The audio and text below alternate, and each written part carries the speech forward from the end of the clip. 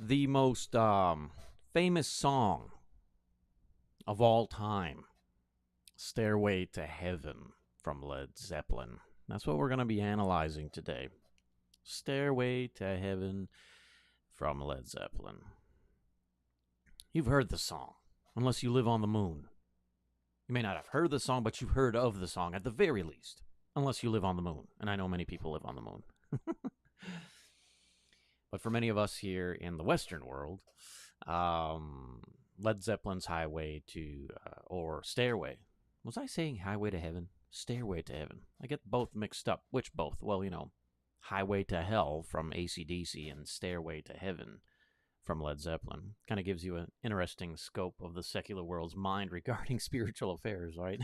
A stairway that leads to the heavenly realm and a highway straight to hell. Now, of course, we've analyzed Highway to Hell from AC/DC, and we want to analyze Stairway to Heaven from Led Zeppelin.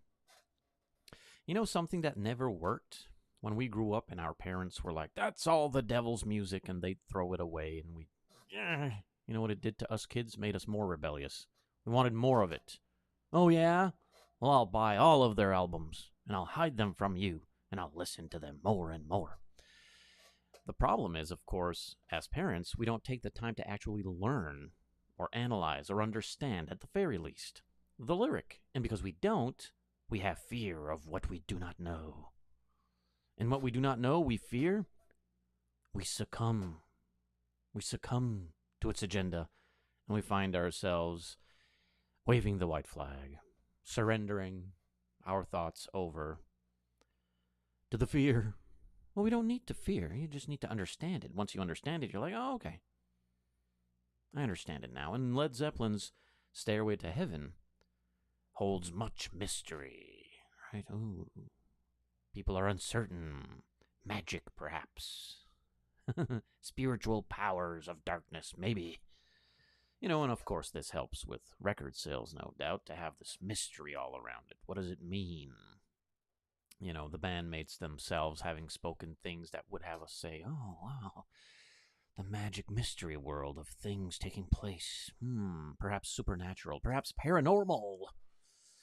Or maybe just really simple when you put it into its proper perspective. The same with Bohemian Rhapsody from Queen. We analyzed that one. Many people are like, oh, yeah, that's what it... obviously that's what it means. It has to. Yeah. Once you understand the music the world out there creates, the poetry they pen, some of which can be mediocre at best, some of them gems of our history, Like, wow, that takes great ingenuity of the mind to write something like that. The world has wisdom. It may not be at times the decent kind of wisdom, but it has wisdom. It's learned things as humanity on Earth for thousands of years. And the human experience, it repeats itself, you see. And so we tend to create all sorts of insight to explain our experience, if you will. Some driven by the principle of an existing God. Others, no, not so much. What does it mean? Led Zeppelin's Stairway to Heaven. We hear it on the radio all the time. I'm a Led Zeppelin fan. I grew up listening to the records. Mom had Volume 4, which I believe is the most commonly known Zeppelin record, right? The one that has Stairway to Heaven. And I soon began to listen to their music and play their music in bands. And again, they were of their sort and context and theme. They were, just hardworking musicians, talented. They organized their craft. They learnt it well, and they created memorable music that will always be purchased while this earth turns. Somewhere, somehow, even if all of it becomes illegal someday or something. It'll be in the black market, Do you got one of those Zeppelin records for me? Yeah, man, it was hard to get, though. There'll always be a Zeppelin record being sold. It just is what it is. Many of these musicians, they we grew up listening to bring us perhaps nostalgia, maybe memories of sorts. It's a time machine. You go back to a certain face, a certain place, a memory of a girlfriend or a boyfriend, maybe the experience of those of us who departed, the realm of God into the realm of hedonistic practices, the loss of God. Many of us embarked on that path for decades. And we got experienced, as Jimi Hendrix would so say. Have you ever been experienced? I assure you I have. Absolutely. In every form, almost. And what was a strong, potent conduit, if you will, to the experience of the narcotic breaking on through to the other side, as Morrison would say? Well, music, of course. Music, and the debate remains. The music is either fueled by man's experience with narcotic, or narcotic is fueled by man's ingenuity and poetry within his experience for music. Whatever it is, I know quite well. I've experienced the extreme side of it all with, wine, music, and women. And it has a charm, and it leaves a scar that is very difficult to heal. The only stronger, if you can say it that way, the strongest power and authority that can heal you from the scar of that lifestyle has been and always will be the Christ, the truth, reality. It sets us free from the enslavement of this masquerade, this macabre, this morbid, this gothic, the woodland rites, the occult, the mind of flesh and its desires and its ambitions, to be set free. You see, because we are certainly comforted by the dragon's wing, the warmth therein, unawares, if you will, in our conscience that we can be devoured at any time by the said dragon giving us warmth. And that's exactly what happens, always. It's an inevitable end to it. It really is, every time, every turn, though it present itself as a charming wind. As the piper plays his flute, bringing his children along to the woods where the mist is found, or the tingling of the notion and the realm of emotional investments captivate you and take you away. There's really nothing stronger on this earth, in my honest opinion, in my personal experience, than Jesus Christ saving us from that realm. Because it's the strongest thing. Someone, how did you make it out of that world?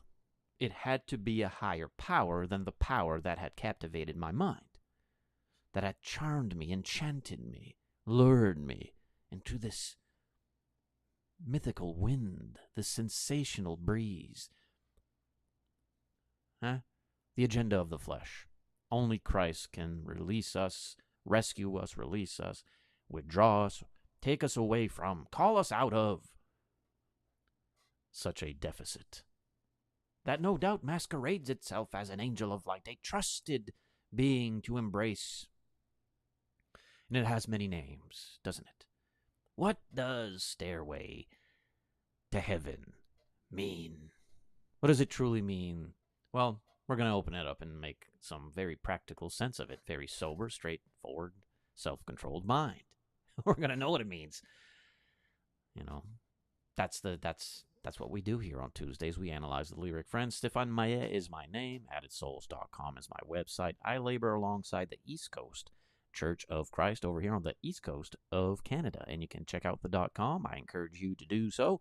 East Coast Church of Christ.com or .ca. It will land you on the same platform.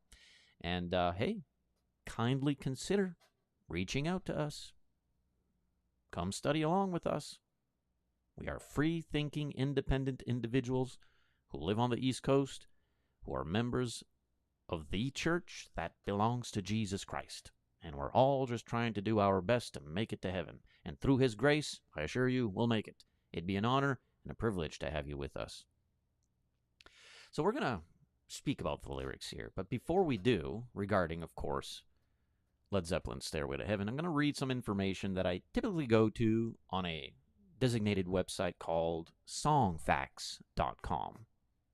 Just plugging them in there. I don't know them personally, but I do utilize their website quite often because they are a hub, if you will, of accumulation that may have come from interviews, documentaries, certain articles throughout the years regarding a song that kind of give us insight into what perhaps the artists themselves are saying.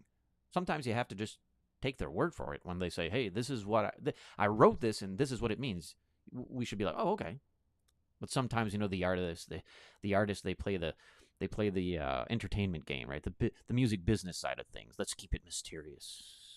It sells a lot of records when we are unknown to it. I still remember even the records of such, being played backwards. Remember the parents and the teachers, they'd be like, ooh, there's ghosts and goblins in these records. Look, I'm going to play it backwards. It's going to tell you to worship Satan. And us kids were like, yeah, I want to buy more of them. That's the reversal, how should you say, what's the word for that? Psychological, right?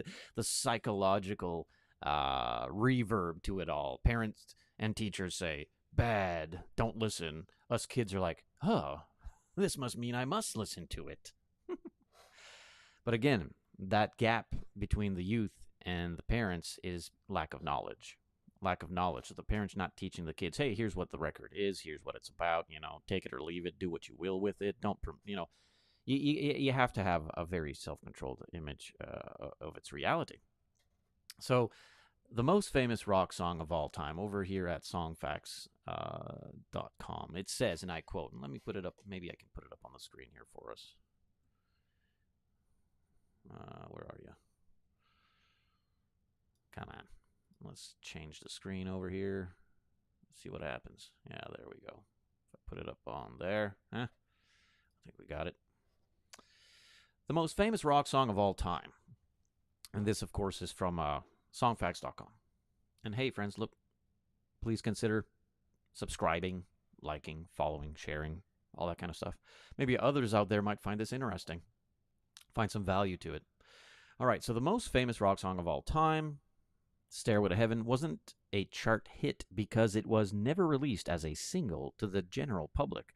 And, of course, I know that the reason that is because Jimmy Page did not want the band together, I suppose, with all of them, John Paul Jones and Robert Plant and John Bonham. They didn't want it to become this shtick of a band kind of thing with singles and whatnots and just there to submit to the entertainment business of it all, the money racketeering. No, they wanted their gem of authenticity. They were true artists, and they wanted to stay pure to its form. And so that's why. Anyways, wasn't a chart hit because it was never released as a single to the general public. Radio stations received promotional singles, which quickly became collector's items, no doubt. On Tuesday, November 13th, 2007, Led Zeppelin's entire back catalog was made available as legal digital downloads, making all of their tracks eligible for the UK singles chart. As a result, at the end of that week, the original version of Stairway to Heaven arrives in the UK singles chart for the first time. Previously, 3 covers had charted. The multinational studio band Far Corporation reached number 8 with their version in 1985. Then reggae tribute act Dread Zeppelin crawled to number 62 in 91. And finally, Rolf Harris reworking outdid the other 2, peaking at number 7 in 1993. Robert Plant spent much of the 70s answering questions about the lyrics, no doubt, because again, it was such a... Let me see here if I can make it fit in the screen a bit more. All right, let's squeeze it in there. How about now? Yeah. So Robert Plant spent much of the 70s answering questions about the lyrics he wrote for Stairway.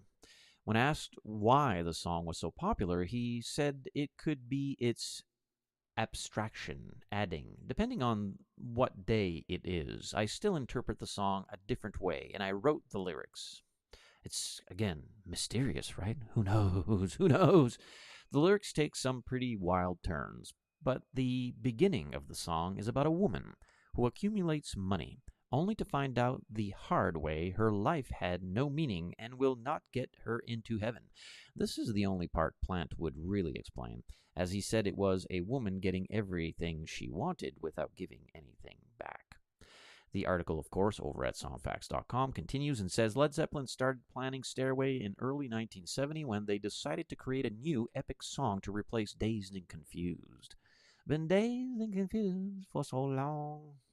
So as the centerpiece of their concerts, okay, so they wanted something other than the Dazed and Confused track, so let's figure out something. Jimmy Page would work on the song in an 8-track studio he had installed in his boathouse, trying out different sections on guitar. By April, he was telling journalists that their new song might be 15 minutes long, and described it as something that would build towards a climax, with John Bonham's drums not coming in for some time. In October 1970, after about 18 months of near constant touring, the song took shape. Page and Plant explained that they started working on it at a 250-year-old Welsh cottage called Bronier R. And I think they even made that a track on one of their records, where they wrote the songs for Led Zeppelin 3. Aha, and there it is. Page sometimes told a story of the pairs sitting by a fire at the cabin as they composed it, a tale that gives the song a mystical original or a mystical origin story, it says, as there could have been spirits at play within those walls. Us humans, we want to believe in those things, don't we? It gives us an adventurous, fearful soul, like, oh, these things must be true. Lions and tigers and bears, oh my. Page told a different story under oath, when he was called to the stand in 2016 as part of a plagiarism trial over the song. He said that he wrote the music on his own and first played it for his bandmates at Headley Grange in Liphook Road, Headley, Hampshire, where they recorded it using a mobile studio owned by the Rolling Stones. The Stones! Plant corroborated the story in his testimony. Headley Grange may not be as enchanting as Bronier R, but the place had some character, no doubt. It was a huge, old, dusty mansion with no electricity but great acoustics. Bands would go there to get some privacy and focus on songwriting, as the biggest distractions were the sheep and other wildlife. Interesting. Now, of course, the article goes on and on and on and on and on because there are many things to speak about regarding this song. So if you'd like to know more about that, you can continue reading the article over at songfacts.com. You and we want to open up the lyrics and speak about the thing. It's interesting. And I was at the theater not too long ago with my wife watching the new documentary from Led Zeppelin. And man, if you're a Zeppelin fan, it was awesome. It was awesome. Some unseen footage with today's technology, bringing it to, the HD format. I mean, some of those performances. Wow. I myself am not a great talent when it comes to music. Though I have played in bands, I can play some guitar, a little bit of drums and stuff like that. I'm not really a singer, obviously. I'm not good with the talent to be performed outwardly, but I certainly have a talent within my mind to discern someone who does. And I have, in my decades on this earth, been capable of spotting talent that would, of course, become famous. If I would have been sitting in the crowds for the first time, seeing and hearing Led Zeppelin at that culture and kind, mind you, late 60s, early 70s, I would have been like, somebody get a contract now. Let's sign these guys. We need to bring this kind of element to the rest of the world. It would finish the theater, and it was an IMAX experience, no doubt, of course. And they'd finish one of their songs, and I just couldn't help myself in the theater. I'd be like, and that's how the cow ate the cabbage, guys. This is it. That's what that's about. And it also opened up, of course, a great many facets that one had not known before regarding Zeppelin, and you get to hear the bandmates speak, and even a never heard before interview with John Bonham, which in my opinion, the greatest drummer that has ever lived. Not because, perhaps, very technical, yes, could be, but the hard, heavy thump and how he controlled it, it's just a massive. Anyways, so it was awesome. Well, the article, of course, continues over at songfacts.com and explains various aspects to the song and how it came to be and so on and so forth. But the lyrics itself have a meaning, obviously, that you and I can analyze, and we're going to analyze. Friends, it's very encouraging to see all of you with us. Hope you stick around and see what we can find out about these things. So I'm going to now open up the lyrics. Where are you? Where are they? There they are. All right. Let me see if I can. Yeah, okay. We'll read them. There's a lady who's sure all that glitters is gold, and she's buying a stairway to heaven. So here's this lady. What does she represent? Who is she, this lady, this mysterious female? She's sure that glitters is gold. She kind of has an attachment, a cooperation with the glitter of gold, precious wealth, riches.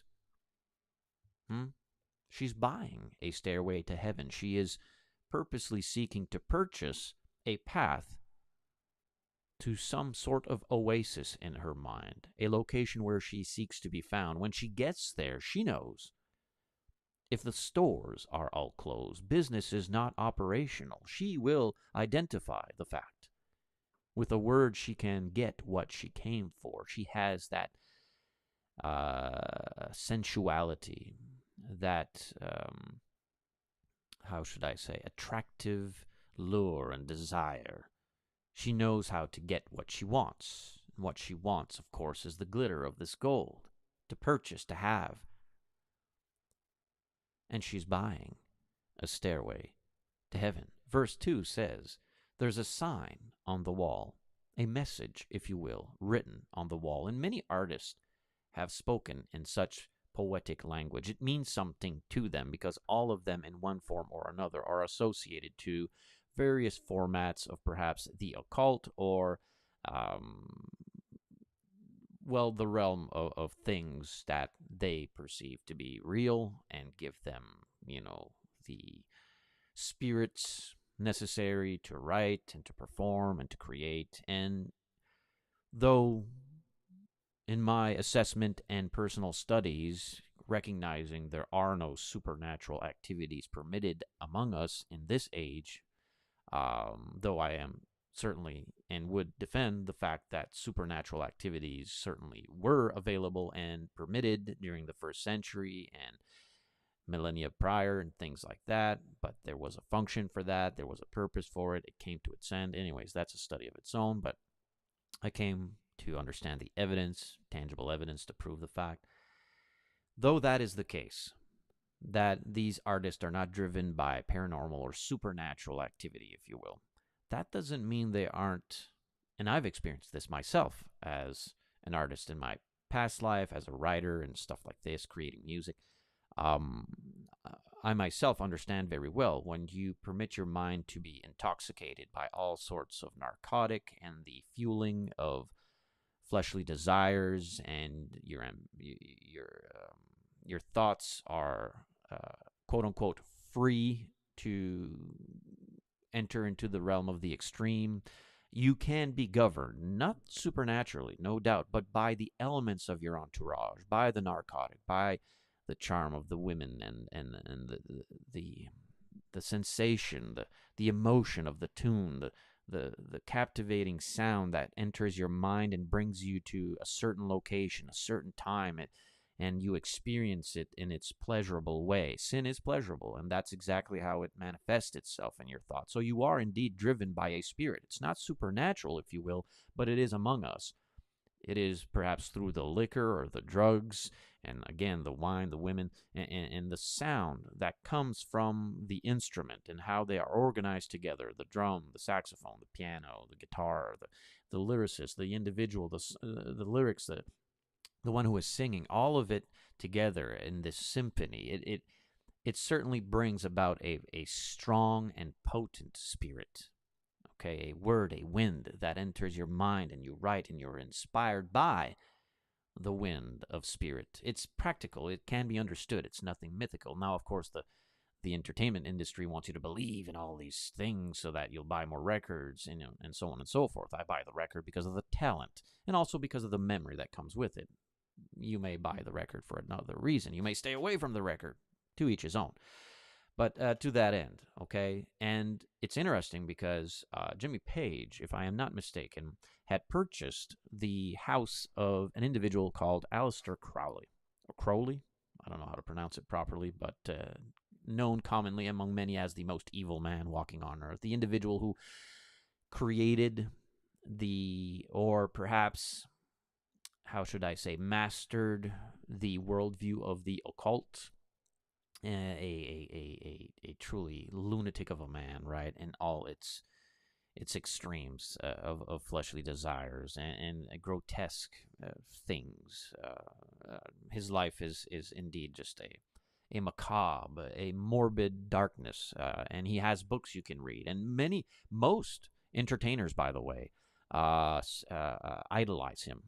Many of them. He was actually even seen on the cover of Sgt. Pepper's Hardcore Band from the Beatles, right? The Beatles bowed down to him. Zeppelin, Ozzy Osbourne sang a very famous song regarding Aleister Crowley. Mr. Crowley, down, down, down, what they've done to your head. Well, there are many songs, many artists praising Aleister Crowley. Why? Because, again, he created this, or he took elements from the past and formulated the occult in a way that would be fleshly desire, which is Satanism. Satanism just simply means I want to do what I want to do.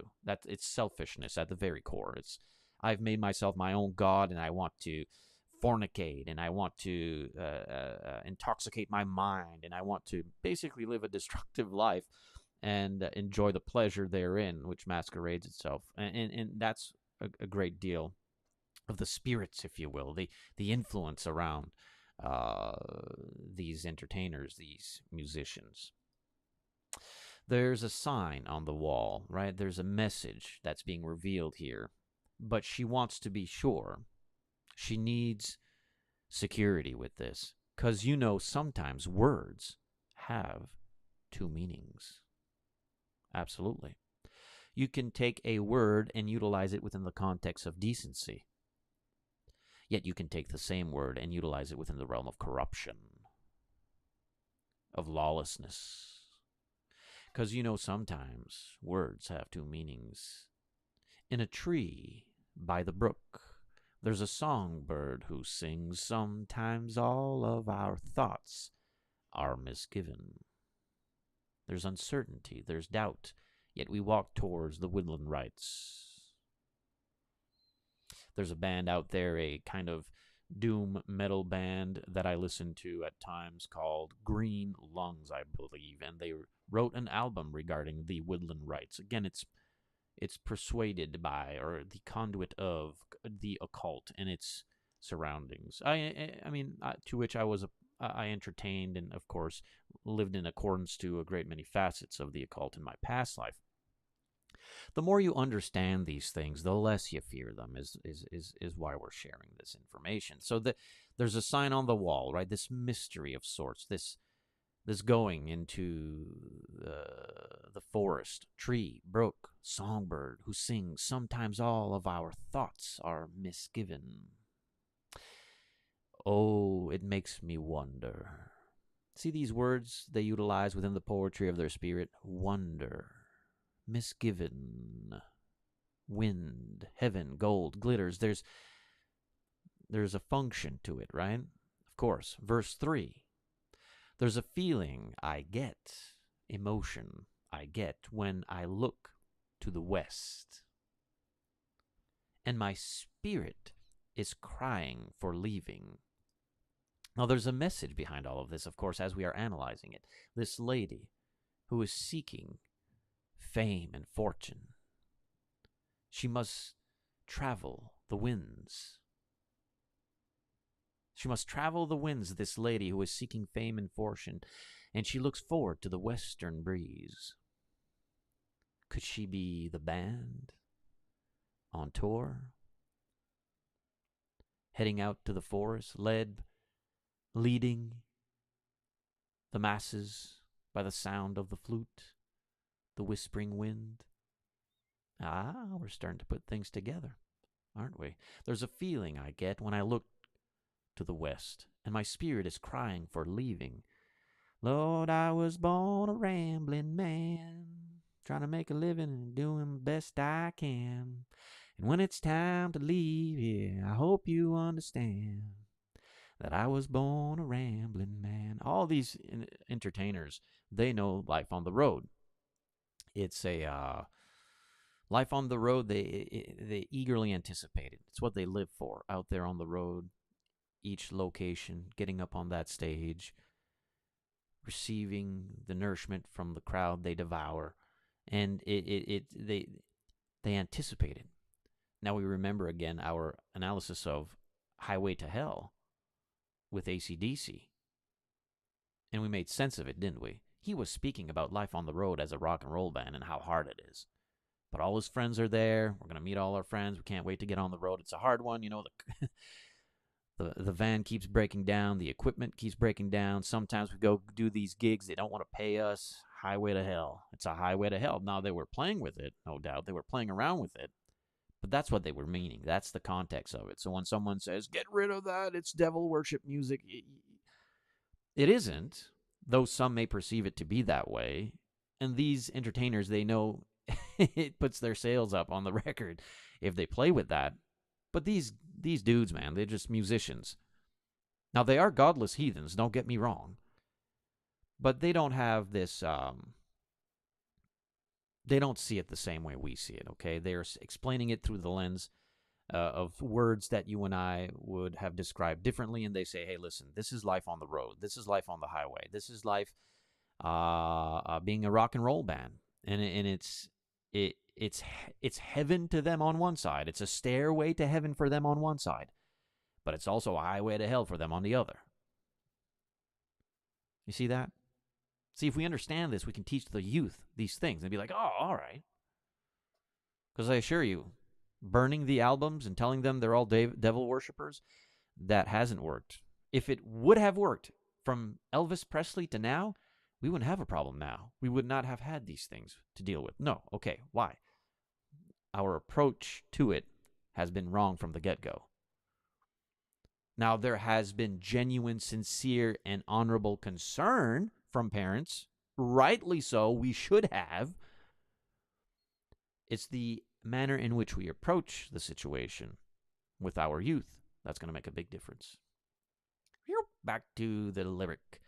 There's a feeling I get when I look to the West. This band, this rock and roll band, Led Zeppelin, they want fame and fortune.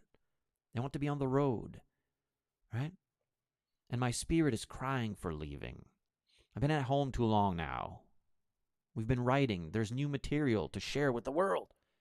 Remember, this is in a time and age before the internet explosion and the age of technology, right? In my thoughts, I have seen rings of smoke through the trees and the voices of those who stand looking. Fantasy, myth, right? So charming and sensational. They're going to the woods, to the location of nature's way, hedonistic ways. It makes me wonder, really makes me wonder, he says. Verse 4, and it's whispered that soon, if we all call the tune, the piper will lead us to reason, right? The piper will lead us to reason. It's whispered. It's a wind. It's a soft breeze to the ear. If we call the tune, if we drop that needle on the vinyl, and we hear that beautiful soul and scratch, and it begins, it will lead us somewheres. It will lead us to the wood, to the woodlands, right? And a new day will dawn for those who stand long, and the forest will echo with laughter, pleasure. Verse 5, if there's a bustle in your hedgerow, okay, if there is an emotional excitement, a tingling in your, well, in its technical poetry, if there's a tingle in your bushes, if there's a tingle in your thoughts, if there's a jingle upon your flesh, right? Don't be alarmed. Don't be taken aside with it. It's just the spring clean for the May Queen. It's a preparation. You know how a woman who has a child in her womb, there is an activity within her womb, her body, that takes place to activate the thought of the woman, the mother to be, that a child is going to be born. In other words, she's receiving a movement within her that says, "Uh-oh, hey, I need the baby's coming. The baby's coming."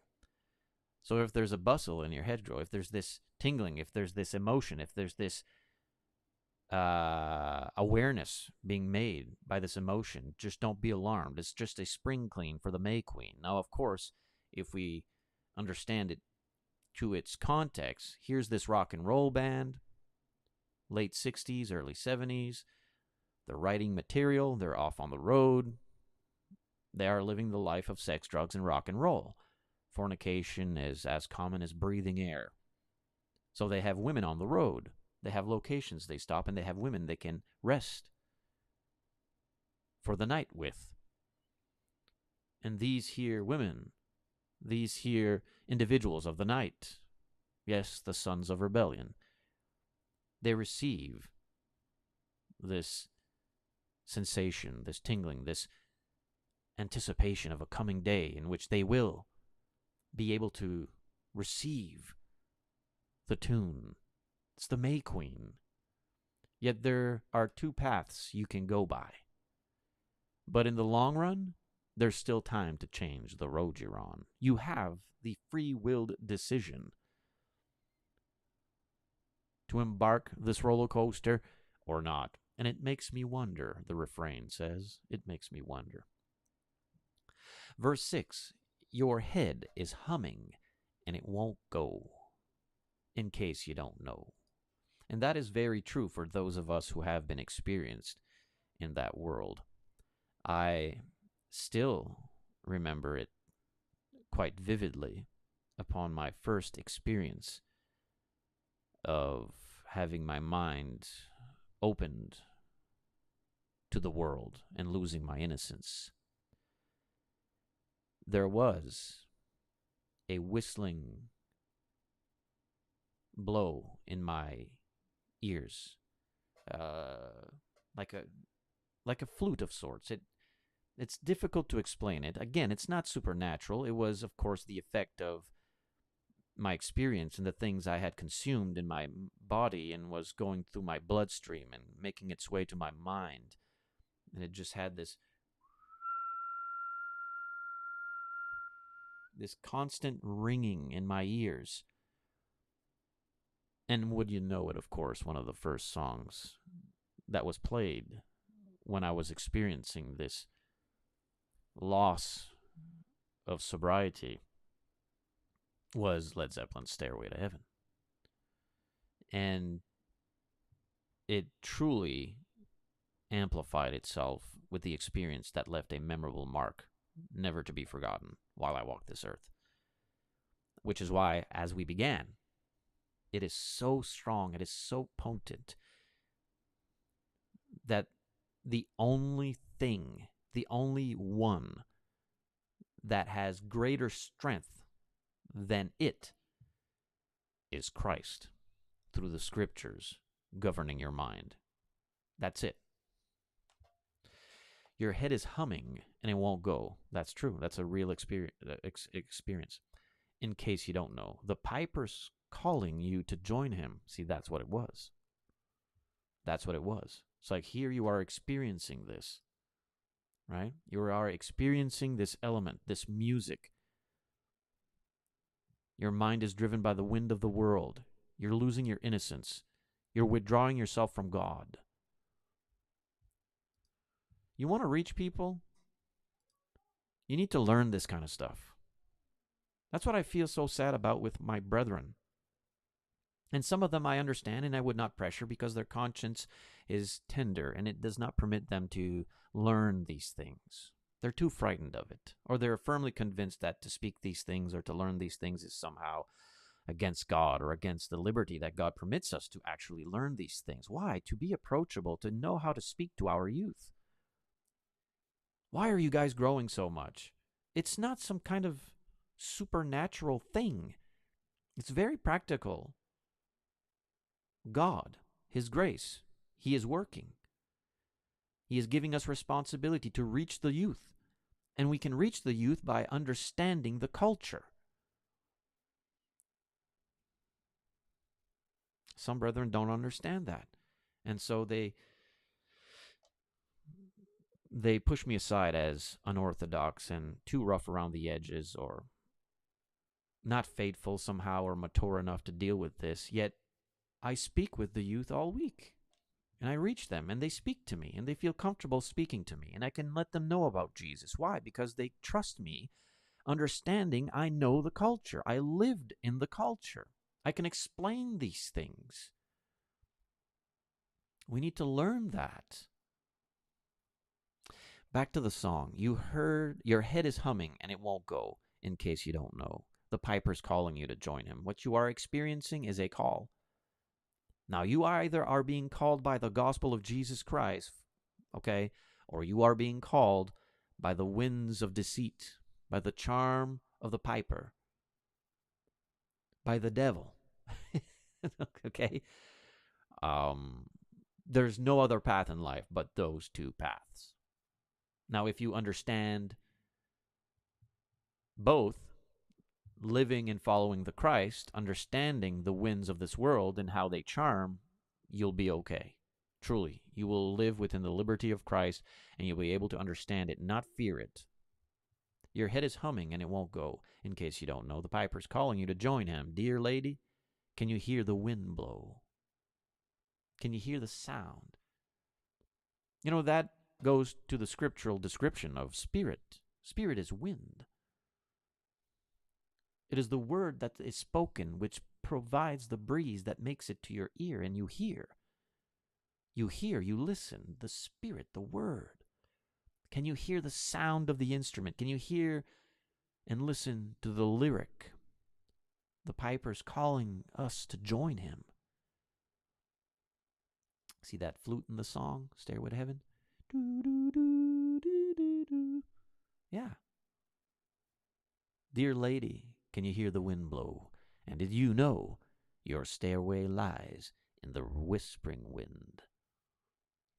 Are you listening to the call of the Spirit? You see, we are all called by spirits. Which one will we follow? Which one will we follow? For decades, I followed the piper's call into the realm of the world's desire. All of it. And though it was so pleasurable and wonderful and adventurous and memorable and exciting, it soon came with deep burden and consequence, scars, bumps and bruises, pain, grief, sorrow, loss, chaos, disorder, famine, nothingness. Nothingness. It did not have power to sustain. It could not give us eternal peace. And it lost its luster. And its ruby no longer held its worth. And its calling, its wind, its spirit began to appear as it truly is found in its nature, its manner, which is death, which is death. fame and fortune, sex, drugs, and rock and roll, lawlessness. It may begin its journey calling you, masquerading as an angel of light. But I assure you, it ends as a demon of death. And this is exactly what these artists are writing. And though they, again, would keep us in suspense with the mythical world of paranormal activity or supernatural activity, I don't know, Robert would say, the pen just kind of wrote itself. Well, of course it did, driven by the guided mind of all these elements of worldly things.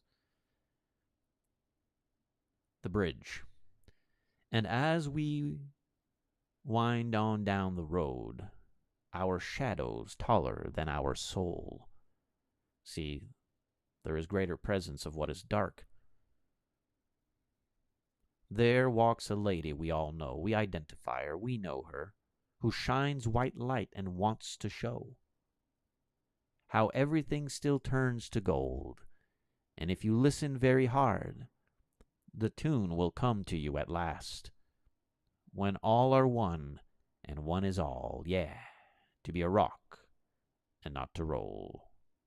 And she's buying a stairway to heaven. This wind, this lady, this fame, this fortune, this world, this life, this experience, they lived it. The gold records on the wall. The gold records on the wall. The fame that comes with that, the celebrity, the realm of its dark world. It's very persuasive. It's quite cunning. And our children fall prey to it all the time because we parents tell them, it's the devil's music, burn the records, and they can't understand that. So we speak to them, and we have these sessions, and we analyze the lyric, and we find common ground to which they are like, wow, okay, see, you don't need to fear it anymore, and you don't need to permit it to captivate your life and to live in accordance to things that would bring you much pain. There is another call as we speak, no doubt, the call of the gospel, which sets us free. Which sets us free, of course, from the realm of darkness. Now, in its most simplistic form, as we come to the conclusion here, Led Zeppelin was just a bunch of young guys, very talented in music, very talented in music. And they utilized their talent to become rich and famous. Until this day, they are a staple of a rock and roll band. I mean, these guys are praised around the world. That don't mean much eternally. That didn't cultivate any heavenly wealth, no doubt, though the song itself is spoken of Stairway to Heaven, which means on the road with a rock and roll band seeking fame and fortune, women, wine. On to the next. It's the same thing. It's the same thing as AC/DC's Highway to Hell. It really is. It's a rock and roll band writing about life on the road. The good and the bad of it all. But it all has to do with sex, drugs, and rock and roll. They have a poetic way of doing so, for more so with Bon Scott over with AC/DC, the barstool poet, as we know him to be, was wonderful. It was quite plainly spoken how he just lived that life. Robert Plant, Jimmy Page, John Bonham, John Paul Jones. I mean, they together formulated these wonderful songs, a bit more mythical, if you will, than the barstool poet over with AC/DC. Just a straightforward, heavy-handed rock and roll band. It's just music. You don't need to fear it. It's just music. My children, they like some of these songs. They do. But they know it to be just a secular song from the secular world explaining about a band's life on the road. And they have been explained upon the things that the world does and that we ought not to participate in or live by. It's quite different. And also, in a great many ways, it falls within the realm of one's personal conscience, within the liberty we have in Christ. There are two spirits. You can be driven by the spirit that these rock and roll stars are driven by, or you can be driven by the spirit of the Christ through the word he wrote. I tried the one out there in the world. That brought only pain. And it was so strong and potent upon my mind, the only thing that could snatch me out of that spiraling death was the spirit of the Scripture, the Holy Spirit's work, the written word. I began to read it and read it some more. I couldn't understand it quite fully, but I kept reading anyway. And then I started to pray, because if there is a God up there, the God that this book is speaking of, maybe he will hear me. Because I was truly seeking to know. And lo and behold, there he was, in the words I was reading. And, well, the rest is history, I suppose, and continues to be written. But it's interesting, no doubt, to analyze these lyrics. Sometimes we'll take a song from the hymn book that you and I sing as Christians to one another on Sunday in worship. But sometimes we go out there and pluck a song that is quite popular or whatnot in the secular world, and we analyze it. It's what we do. Have ourselves a session. Friends, again, Stefan Maya is my name. AddedSouls.com is the website. I labor alongside the East Coast Church of Christ over here on the East Coast of Canada. We're on the East Coast. We are a church, and we belong to Jesus. We don't have any earthly headquarters. We are not a denomination. We are not denominational. We are just people come together with a like-minded judgment and a common goal to understand the Bible and to just do what the Bible says to the best of our ability and love one another and forgive one another and build each other up and encourage each other and edify each other and challenge each other to change where change is necessary. We'd love to have you. Truly, reach out to us. Come study with us. It would be an honor for us, truly. You can see our activities. We are transparent, honest, and public with our faith.